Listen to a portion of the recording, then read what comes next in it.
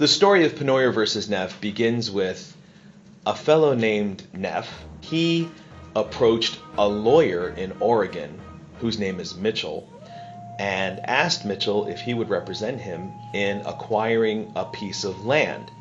And Mitchell did that, and in the process earned legal fees.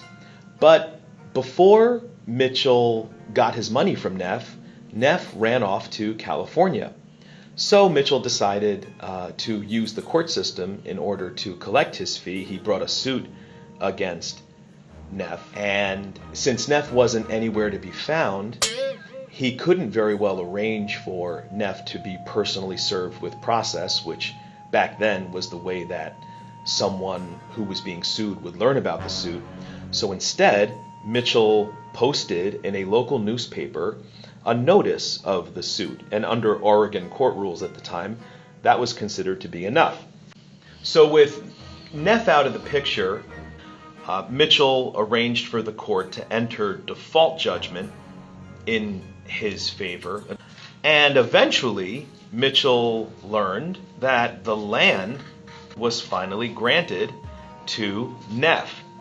And so, realizing that this was something that could be sold off in order to satisfy the judgment, Mitchell went back to the court and asked the sheriff to seize the land and then have an auction at which the land would be sold, and then the judgment would be satisfied.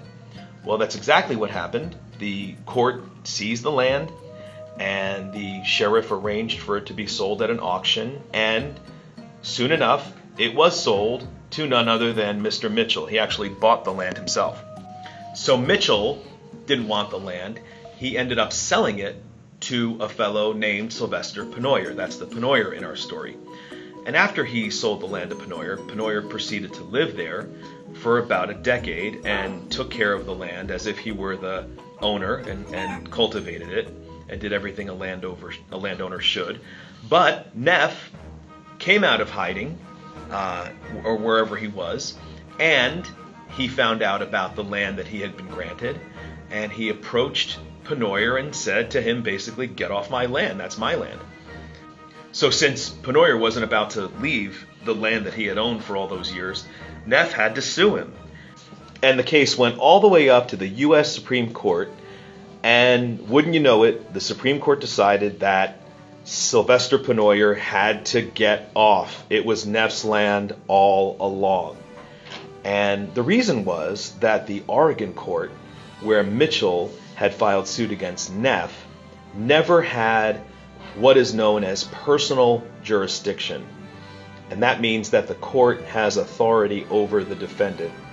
And the Supreme Court decided that that measly little notice that Mitchell had filed in the local newspaper, that wasn't good enough, even though it was good enough under Oregon rules.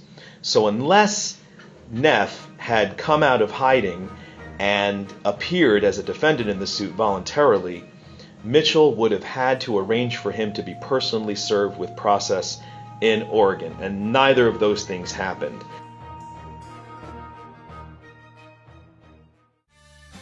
That, in a nutshell, is Pennoyer versus Neff.